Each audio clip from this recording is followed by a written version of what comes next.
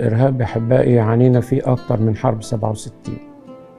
في يوم الساعة 3 الفجر يجوا البيت 6 دواعش ملتمين لابسين أسود في أسود كده. يا رب في يديك أستودع روحي، فأنا طلعت لهم كن معي. وأنا طالع بقول له يا رب في يديك أستودع روحي.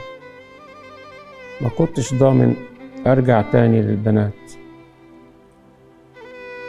وبصيت عليهم من البلكونة، طلعت لهم البلكونة عشان الدواعش أول ما بيشوفوا اللي عايزين يخلصوا عليه يضربوه طلقتين في دماغه.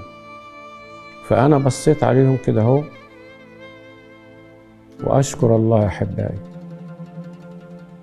الستة مشيوا من قدامي ما ضربوش عليا ولا طلقة.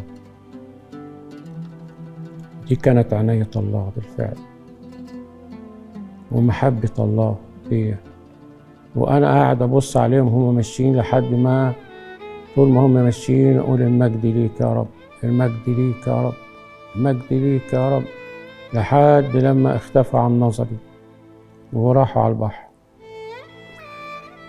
بعد كده أنا طبعا فرحت، خشيت لبناتي وقضيت بقية الفترة من الليل في الصلاة، وشكرت الرب إن الرب اداني عمر ووقف جنبي، لأن في الفعل لو أنا رحت مين كان هيعتني بالبنات ومين هيربيهم؟